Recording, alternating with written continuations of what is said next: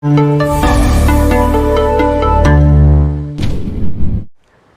குருபியோ நமஹ.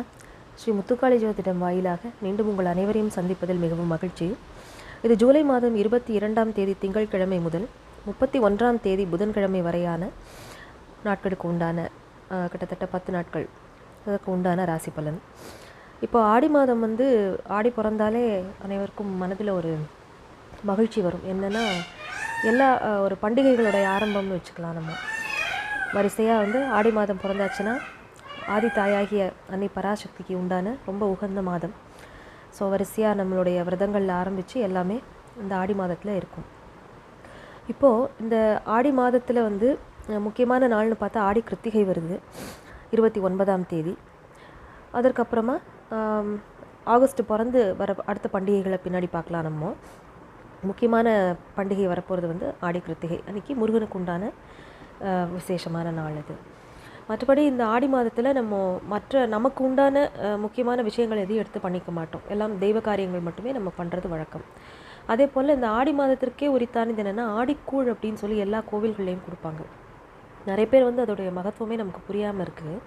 அது ஒரு மூலிகை கஞ்சி மாதிரி தான். அதில் சேர்க்கிற பொருட்கள் எல்லாமே இப்போ என்ன சீதோஷ்ண நிலை எப்படி இருக்கோ அதற்கேற்ற மாதிரி நம்மளுடைய உடம்பை பாதுகாத்துக்கிறதுக்காக தான் நம்மளுடைய முன்னோர்கள் அந்த மாதிரி ஆடி மாதத்தில் கூழ்னு சொல்லிட்டு ஒரு வழக்கத்தை ஏற்படுத்தினாங்க.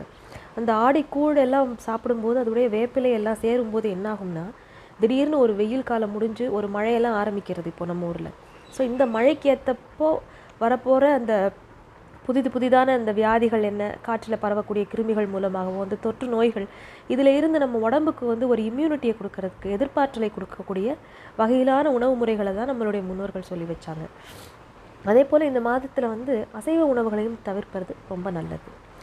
ஸோ இந்த ஆடி மாதத்துக்கு உண்டான சிறப்புகளை அதோடைய மகத்துவத்தை நம்மளும் புரிஞ்சுண்டு நம்மளுடைய குழந்தைகளுக்கும் சொல்லி கொடுத்து அவங்களையும் இந்த வழியில் கொண்டு வரதுங்கிறது நம்மளுடைய பெரியவர்களாகிய நம்மளுடைய கடமை.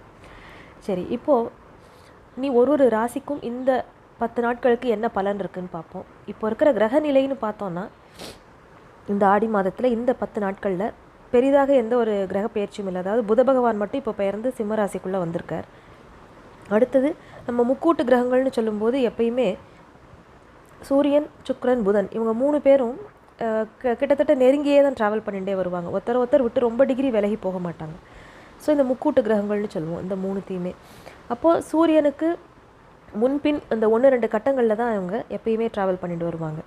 புதன் ஆல்மோஸ்ட் முன்ன பின்ன அந்த கட்டத்தில் இருக்கும். சுக்கிரன் எப்பயாவது ஒரு சந்தர்ப்பங்களில் அந்த 2 கட்டம் தாண்டி போகிறது வழக்கம், அந்த 2வது கட்டத்தில் இருக்கும். இப்போ இந்த கிரக கோல்சார நிலைமை அப்படின்னு சொல்கிறது இப்போ எப்படி இருக்குது அப்படின்னு பார்த்தா ரிஷப ராசியில் செவ்வாய் பகவானும் குரு பகவானும் இருக்காங்க. கடக ராசியில் சூரியன், சுக்கிரன், சிம்ம ராசிக்குள்ளே புதன் பிரவேசம் பண்ணியாச்சு. கன்னியா ராசியில் கேது, அதே போல் கும்பராசியில் சனி பகவான் வக்ரமாக இருக்கார். மீன ராசியில் ராகு பகவான் இருக்கார். இந்த வார ஆரம்பத்தில் மகர ராசிக்குள்ளே இருக்கிற சந்திரன் நகர்ந்து அவர் ஒவ்வொரு 2.25 நாளுக்கும் அவர் ட்ராவல் பண்ணிட்டு போவார். கடைசியாக இந்த ஜூலை மாதம் 31ஆம் தேதி அன்னைக்கு இரவு சந்திரன் பெயர்ச்சியாகி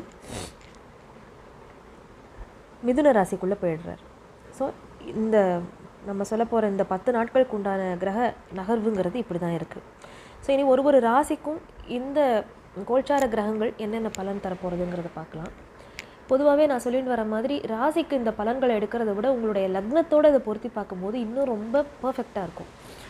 ஏன்னா நம்ம சந்திரன் நம்ம மனதை இயக்குறவர் அப்படின்னா நம்மளுடைய மற்ற இயக்கங்கள், நம்மளுடைய அன்றாட வாழ்க்கையில் நடக்கிற நிகழ்ச்சிகள் எல்லாமே உங்களுடைய லக்னபாவத்தை எடுத்துக்கணும். நம்ம அதோடு அந்த கோல்சார கிரகங்களை பொருத்தி பார்க்கணும். அதே போல் நீங்கள் என்ன அனலைஸ் பண்ணாலுமே உங்களுடைய தசா புக்திங்கிறது தான் இந்த பலன்களை எல்லாமே உங்களுக்கு எடுத்து கொடுக்க போகிறது. யார் கையில் அந்த இது இருக்குன்னா உங்களுடைய தசாநாதன், புக்திநாதன், அந்த அந்தரம் யாருக்குரியதோ அந்த அந்தரநாதன். ஸோ அவங்க எது வழியாக அந்த பலனை கொடுப்பாங்க அப்படின்னா அவர்கள் நின்ற நட்சத்திரங்கள் வழியாக இந்த பலனை கொடுப்பாங்க. இப்போ ஒரு ஜாதகத்தில் ஒருத்தருக்கு குருதசை நடக்கிறதுனா அந்த குரு பகவான் எந்த நட்சத்திரத்திலேருந்து இயங்கி கொண்டிருக்கிறாருன்னு பார்க்கணும். இப்போ அது மூலமாக தான் அவர் அந்த பலன்களை கொடுப்பார். அப்புறம் அவருடைய பார்வை எங்கெல்லாம் படுறதோ அந்த பாவகத்தையும் அவர் இயக்குவார். ஸோ நம்ம பொதுவாக ராசி பலன் எல்லாருமே நிறைய பேர் சொல்லின்னு வராங்க. எண்ணற்ற ஜோதிடர்கள் இருக்காங்க. ஒருத்தர் சொல்கிறது எனக்கு பலிக்கிறது, ஒருத்தர் சொல்கிறது பலிக்கலை அப்படின்னா அது கணக்கு கிடையாது. ஜோதிஷம் என்றைக்குமே பொய்யாகாது. நம்மளுடைய தசாபுக்திகள் பொறுத்து நம்ம ஒருத்தரோட கேட்டுட்டே வந்துட்டு இவங்க சொல்கிறது பலிக்கவே இல்லைன்னு நம்ம சொல்ல முடியாது. பொதுவாக நம்மளுடைய தசாபுக்திகள் எப்படி இருக்கோ அதுக்கு தகுந்த மாதிரி நம்மளுடைய ஜாதகத்தில் வந்து ஏன் அது பலன் கொடுக்கல அப்படிங்கிறத நீங்கள் உங்கள் தனிப்பட்ட ஜாதகத்தை ஒரு ஜோதிடர்கிட்ட கொடுத்து நீங்கள் அதை பற்றி நீங்கள் கலந்து ஆலோசனை பண்ணும்போது உங்களுக்கு ஒரு கிளியரான ஒரு பிக்சர் கிடைக்கும். இப்போ வந்து நம்மளும் வந்து பிரஷ்னம் மூலமாக சோழி பிரஷ்னம், தாம்பூல பிரஷ்னம், ஏன்னா ஜாதகமே இல்லாதவங்க இப்போ சில நிறைய வீடுகளில் வந்து முன்னெல்லாம் ஒரு 10 குழந்தைகள் 12 குழந்தையெல்லாம் பிறந்திருக்குன்னா அவங்க வீட்டில் ஜாதகம் பிறந்த நேரம் அதெல்லாம் சரியாக குறிச்சிருக்க மாட்டாங்க. இப்போ வேணால் எல்லாருக்குமே அந்த ஒரு அவேர்னஸ் வந்து நம்ம இந்த டைமு செகண்ட்ஸ் முதற்கொண்டு குறித்து இருக்கிறவங்கெல்லாம் இருக்காங்க. ஸோ அந்த மாதிரி துல்லியமாக நம்மக்கிட்ட வந்து அந்த ஜாதகம் இல்லை அப்படின்னா கூட அப்போ நான் என்னோடய பலனை எப்படி தெரிஞ்சுக்கிறதுனா பிரஷ்னம்ங்கிறது அதுக்கு ஒரு அருமையான ஒரு தீர்வாக இருக்கும். எப்பயுமே இந்த சோழி பிரஷ்னம்ங்கிறது என்ன அப்படின்னா இது ஒரு தெய்வீக கலை. ஒரு சோழி பலகையில் வந்து உங்களோட 108 சோழிகளை போட்டு அது வந்து அப்போ நீங்கள் உங்கள் மனசில் தோன்ற கேள்விக்கு தட்சணம் என்ன பதிலோ அது அந்த கோல்சார கிரகங்களையும் வைத்து அன்றைக்கி இருக்கக்கூடிய பஞ்சாங்க விவரங்களை வைத்து அதை நம்ம பொருத்தி பார்த்து உங்களுக்கு கேள்வி தோன்ற நேரத்தில் அதோடைய பொசிஷன் என்னவோ அதை வச்சு இதுவும் எல்லாம் கேல்குலேஷன் தான். ஜோதிஷம்ங்கிறது கணிதம் இல்லாமல் ஜோதிஷம் இல்லை. அதை வச்சு தான் நம்ம வந்து இந்த மாதிரி பலன் எடுக்கிறோம். இதே மாதிரி தாம்பூலம் வெற்றிலையை வைத்தும் பலன் சொல்கிற வழக்கமும் இருக்குது. இதெல்லாம் வழி வழியாக வந்து இதுதான். ஸோ 12 சோழிகளை போட்டு பலன் சொல்கிற வழக்கமும் இருக்குது. 108 சோழிகளை அடைவு பண்ணி பலன் சொல்கிற வழக்கமும் இருக்குது. ஸோ இதை பற்றி உங்களுக்கு தனிப்பட்ட முறையில் ஆலோசனை வேண்டும் அப்படிங்கிறவங்க கீழ்கண்ட எண்களில் வந்து தொடர்பு கொள்ளுங்கள். டெலிஃபோனிக் கான்வர்சேஷன் மூலமாக உங்களுக்கு உண்டான பலன்களை தெரிந்து கொள்ளலாம். இனி ஒரு ராசிக்கும் இப்போது சொன்ன இந்த குறிப்பிட்ட நாட்களில் என்ன பலன், இந்த கோல்சார கிரகங்கள் என்ன பலன்களை தரப்போகிறது அப்படிங்கிறத நம்ம பார்க்கலாம்.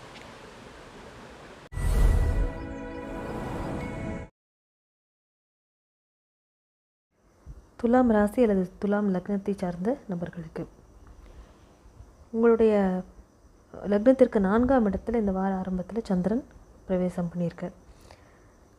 அடுத்து அதாவது இந்த 10 நாட்களுடைய இறுதியில் வந்து உங்களுடைய ராசிக்கு 9ஆம் இடமான மிதுனத்துக்கு வரைக்கும் அவருடைய பெயர்ச்சி இருக்கும். 5ஆம் இடத்துல சனி பகவான் வக்ரமாக இருக்கிறார். 6ஆம் இடத்துல ராகு, அஷ்டமஸ்தானம்னு சொல்லக்கூடிய 8ஆம் இடத்துல குரு பகவானும் செவ்வாயும் இருக்கிறார். அதே போல் 10ஆம் இடத்தில் சூரியன் சுக்கிரன், 11ஆம் இடத்தில் புதன், 12ஆம் இடத்தில் கேது. இப்போது உங்களுடைய லக்னாதிபதியும் அஷ்டமாதிபதியுமான சுக்கிரன் வந்து உங்களுடைய ஸ்தான அதிபதி சூரியனோடு சேர்ந்து 10ஆம் இடத்துல இருக்கார். இது வந்து தொழில் வகையில் கொஞ்சம் ஒரு சேலஞ்சிங்கான ஃபேஸ்ன்னு சொல்லலாம்.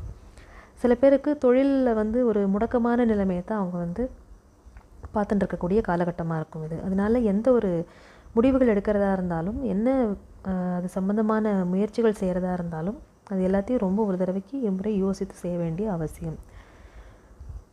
லக்னாதிபதி அஷ்டமாதிபதி ஆகும்போது உங்களுடைய முயற்சிகளே உங்களுக்கு வந்து ஒரு மோசமான விளைவுகளை கொடுக்கக்கூடியதாக இருக்கும். அதனால் கவனமாக இருக்க வேண்டிய அவசியம். அதே போல் லாபஸ்தானத்தில் வந்து உங்களுடைய பூர்வ புண்ணியாதிபதியும் விரையாதிபதியுமான புதன் போய் 11ஆம் இடத்துல உட்கார்ந்துருக்கார். அப்போது தகப்பனார் வழியில் வந்து இதுவரை இருந்த தடங்கள் அதெல்லாம் நீங்கி உங்களுக்கு அந்த இருந்த முட்டுக்கட்டைகள்லாம் நீங்கி அது மூலமாக ஏதாவது நன்மைகள் இருக்குது அப்படின்னா அதெல்லாம் டக்குன்னு இப்போ நடக்கும். அதன் மூலமாக நல்லதொரு லாபத்தை பெற முடியும். அதே போல் 7ஆம் இடத்திற்கு உண்டான செவ்வாய் வந்து 8ஆம் இடமான அஷ்டமஸ்தானத்தில் குரு பகவானோட இருக்கார். குரு வந்து என்ன செய்வார் அப்படின்னா, ஏற்கனவே குரு அஷ்டமஸ்தானத்தில் இருக்கிறதுங்கிறது உடல்நிலை வகையில் உங்களுக்கு பல தொந்தரவுகளை கொடுக்கறது. ஏன்னா அவர் வந்து உங்களுக்கு 3, 6க்கு உண்டான அதிபதி குரு பகவான்.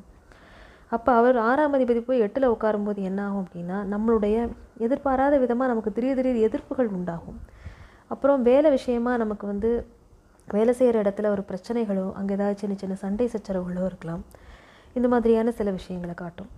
அதே போல் நோய் தொந்தரவுகள், அதுதான் இப்போ துலாம் ராசி துலாம் லக்னக்காரர்களுக்கு உடல்நிலையை பற்றின ரொம்ப ஒரு அக்கறை எப்பொழுதும் தேவை. அது அவங்க ரொம்ப கவனமாக இருக்கணும். இப்போது 8ஆம் இடத்துல வந்து 7ஆம் அதிபதியும் போய் உட்கார்ந்துருக்கிறதுனால உங்களுடைய மனைவியின் ஆரோக்கியத்தின் மேலேயும் நீங்கள் ரொம்ப கவனத்துடன் இருக்க வேண்டிய காலம் இது. அப்புறம் கணவன் மனைவி உறவில் வந்து சில விரிசல்கள் உண்டாகும்.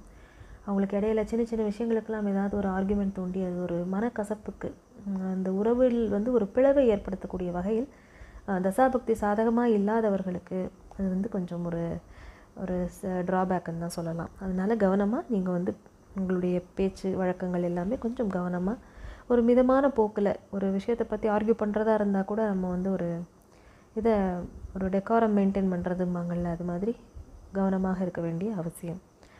அதே போல் உங்களுடைய சுகஸ்தானத்தில் 4ஆம் இடத்துல இருக்கார் சந்திரன். 22ஆம் தேதி அங்கே இருக்கார். அடுத்து மகரம், கும்பம், மீனம்னு அவர் பயிற்சியாயிண்டு வரும்போது 29ஆம் தேதி இரவு உங்களுக்கு வந்து ரிஷபராசிக்குள்ளே பிரவேசம் பண்ணும்போது உங்களுக்கு அது சந்திராஷ்டம காலமாக இருக்கும். அப்போது அங்கே என்ன ஆல்ரெடி யாரெல்லாம் இருக்கான்னா, குருமங்கள யோகத்தில் குரு பகவானும் செவ்வாயும் இருக்காங்க. இப்போ சந்திரனும் அங்கே போய் சேர்றார். அப்போ நீங்கள் வந்து உங்களுடைய உடல்நிலையில் கவனமாக இருக்கணும். உங்களுடைய மனநிலையிலும் ஒரு பேலன்ஸை வந்து நீங்கள் மெயின்டைன் பண்ணிக்கணும். ரொம்ப மோசமான விளைவுகள்லாம் எதுவும் கிடையாது. சும்மா ஒரு சாதாரணமாக சின்ன சின்ன தொந்தரவுகள் இருக்கும், அவ்வளோதான். மற்றபடி ஆரம்பத்துலேருந்தே உங்களுக்கு வந்து இந்த வாரம் நல்லபடியாக தான் போகும். இந்த 10 நாட்களில் ரொம்ப மோசமான பலன்கள்னு எதுவும் கிடையாது.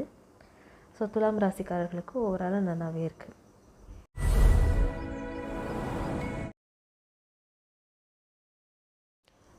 விருச்சிக ராசி அல்லது விருச்சிக லக்னத்தில் பிறந்தவர்களுக்கு உங்களுடைய ராசிநாதனான செவ்வாய் வந்து 7ஆம் இடத்துல ரிஷப ராசியில் குருமங்கள யோகத்தில் அமர்ந்திருக்கார். குருவுடன் சேர்ந்து இருக்கார்.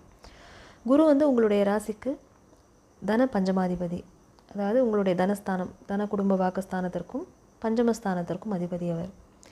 இந்த மாதிரியான ஒரு பிளேஸ்மெண்ட் வந்து உங்களுக்கு, அதாவது பழம் நழுவி பாலில் விழுந்தது மாதிரின்னு சொல்கிற மாதிரி அருமையான சந்தர்ப்பங்கள் எல்லாம் உங்கள் முன்னாடி வாய்ப்புகள் வந்து கதவை தட்டும்.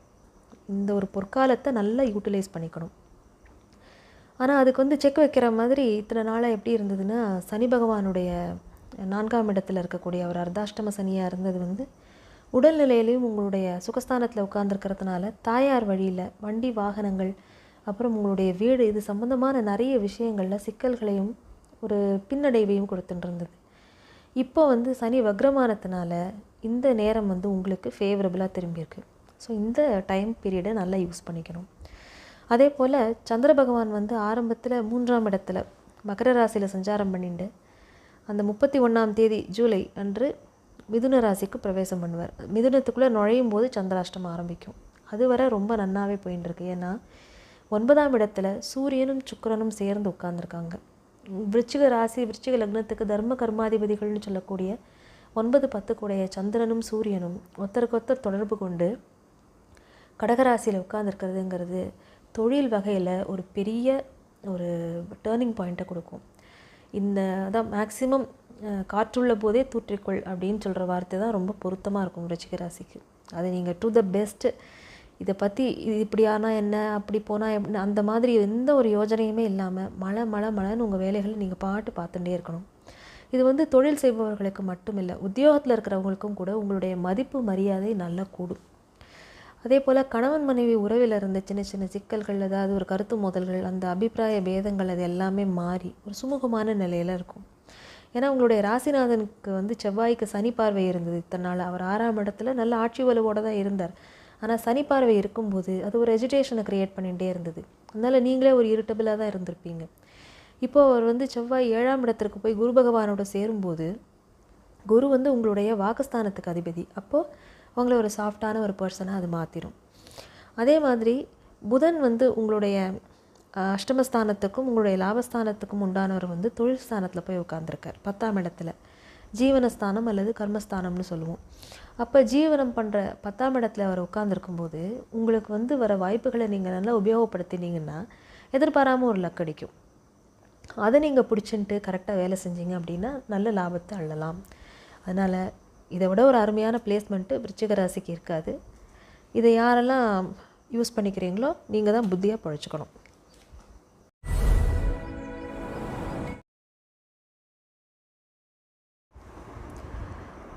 தனுசு ராசி அல்லது தனுசு லக்னத்தில் பிறந்தவர்களுக்கு உங்களுடைய லக்னாதிபதி குருவானவர் 6ஆம் இடத்துல போய் உட்கார்ந்துருக்கார். அதாவது ரிஷப ராசியில் உங்களுடைய 5, 12 பஞ்சமஸ்தானாதிபதி விரையாதிபதியாக செவ்வாயுடன் சேர்ந்து 6ஆம் இடத்துல இருக்கார். அதே போல் ராசிக்கு 2ஆம் இடத்துல சந்திரன் ஆரம்பத்தில் இருந்தவர் 7ஆம் இடம் வரைக்கும் பிரயாணம் பண்ணுவார், மிதுன ராசி வரைக்கும். அதே போல் உங்களுடைய தனஸ்தானாதிபதியும் தைரிய வீரிய விஜயஸ்தானாதிபதியுமான சனி பகவான் வந்து வக்ரமடைஞ்சு 3ஆம் இடத்துல இருக்கார். 4ஆம் இடத்தில் ராகு, 8ஆம் இடத்தில் சூரியனும் சுக்கிரனும், 9இல் புதன், 10இல் கேது. இதுதான் கிரக நிலை. இப்போது உங்களுடைய லக்னாதிபதியான குரு வந்து 6ல் போய் மறைஞ்சிருக்கிறதே வந்து இந்த குரு பயிற்சியை வந்து ஒரு டல்லான ஒரு குரு பயிற்சியாக தான் தனுராசியை பொறுத்த வரைக்கும் இருக்குது.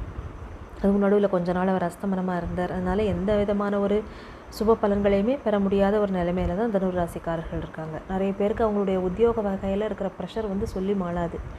அதே போல் கணவன் மனைவி உறவும் வந்து ரொம்ப அவ்வளோ சிறப்பாக இருக்குதுன்னு சொல்ல முடியல. குடும்பத்தில் குழந்தைகளுடைய உடல்நிலையில் ஆரோக்கிய தொந்தரவு இது எல்லாமே வந்து அவங்களுடைய பர்சனலாக அவங்களுக்கு இருக்கிற ஹெல்த் இஷ்யூஸ் இந்த மாதிரி தனுராசிக்காரர்களுக்கு சுமாரான பலன்கள் தான் போயின்னு இருக்கு. இதில் ஒரு ஆறுதலான விஷயம் என்ன அப்படின்னா, உங்களுடைய முயற்சிகளுக்கு முட்டுக்கட்டை போட்டு கொண்டிருந்த சனி பகவான் வந்து இப்போ வக்ரமாயிருக்கார். 3ஆம் இடத்துல சனி இருந்து முயற்சிகளில் சின்ன சின்ன தடைகளையும் தொய்வு நிலையையும் ஏற்படுத்தி கொண்டிருந்தவர் இப்போ வக்ரமாயிருக்கார். ஆனால் அவர் வந்து உங்களுக்கு தனஸ்தானாதிபதியும் கூட. அதனால் கொஞ்சம் பொருளாதார விஷயங்களில் வந்து சில ஒரு கன்க்ளூஷனுக்கு வர முடியாத ஒரு குழப்பமான நிலையும் சில பேருக்கு இருக்கும். அதாவது தசாபுக்திகளுடைய வலிமையை பொறுத்து இதில் இருக்கக்கூடிய கெடுபலன்களுடைய அளவை வந்து நம்ம நிர்ணயம் பண்ணிக்கணும். அதே போல் 8ஆம் இடத்துல வந்து சூரியனும் சுக்கிரனும் இருக்காங்க. சுக்கிரன் வந்து உங்களுக்கு 6, 11 கூடையவர். சத்ருஸ்தானம்னு சொல்லக்கூடிய ருணரோகஸ்தானம், திருப்திஸ்தானம் 11ஆம் இடம், லாபஸ்தானம், இதுக்கு அதிபதியாக இருக்கக்கூடிய சுக்கிரன் 8ல் போய் இருக்கார். ஸோ அவர் 8ல் போய் இருக்கிறதுங்கிறது இது ஒரு சுமாரான பலன்கள் தான். 50-50 பலன்கள்னு எடுத்துக்கலாம் நம்ம. அதே போல் உங்களுக்கு வந்து பூர்வ புண்ணியம் பாக்கியத்தை தரக்கூடிய சூரியனும் 8ல் போயிருக்கார். தன் வீட்டுக்கு 12ல் மறைஞ்சிடுறார். அதனால் ஒரு சுமாரான ஒரு கிரக நிலையில் இருக்கும்போது நீங்கள் வந்து ஒரு விஷயம் வந்து சனியுடைய பொசிஷனை சொல்லலாம் நம்ம. இன்னொன்று குருவுடைய பார்வை பலன். குரு போய் 6ல் மறைஞ்சால் கூட அவருடைய பார்வை பலம் எங்கெல்லாம் விழுறது அப்படின்னா 10ஆம் இடம், உங்களுடைய ஜீவனஸ்தானம். ஜீவனத்துக்கு பங்கம் கிடையாது. தொழில் நன்னா அது பாட்டு ஓடும். வேறு எந்த துஷ்ட கிரகங்களுடைய பாதிப்பும் இல்லாமல் தொழில் ஸ்தானம் நன்னா இருக்குது. அதே போல் சனியுடைய அந்த வக்ர பார்வையானது 12ஆம் இடத்துலையும் விழுறது. விருச்சிகத்தில் அவருடைய 10ஆம் பார்வை அங்கே விழும். செவ்வாயும் குருவும் சமசப்தமமாக 12ஆம் இடத்தை பார்க்குறாங்க. இப்போ என்ன ஆகும்னா, பிரயாணங்கள் மூலமாக நல்ல நன்மை. உத்தியோக விஷயமாக பிரயாணங்கள், உத்தியோக விஷயமாக வெளிதேச, வெளிநாடு, வெளி மாநிலம் அதற்கு பிரயாணம் பண்ணக்கூடிய ஒரு வாய்ப்புகள் நிறைய பேருக்கு இருக்கும். அதாவது எந்த 8, 12ஆம் பாவங்கள் வலுக்கும் போது தான் முக்கால்வாசி வெளிநாட்டு பிரயாணங்கள்ங்கிறத நம்ம கன்ஃபார்ம்டாக சொல்லலாம். ஸோ இப்போ வந்து உங்களுடைய ஜீவனத்திற்கு எந்த பங்கமும் கிடையாது. அதே போல் குரு வந்து தன் வீட்டுக்கு அதாவது 6ஆம் இடத்துல மறைந்தால் கூட அவர் வந்து தனஸ்தானத்தை பார்க்குறார்.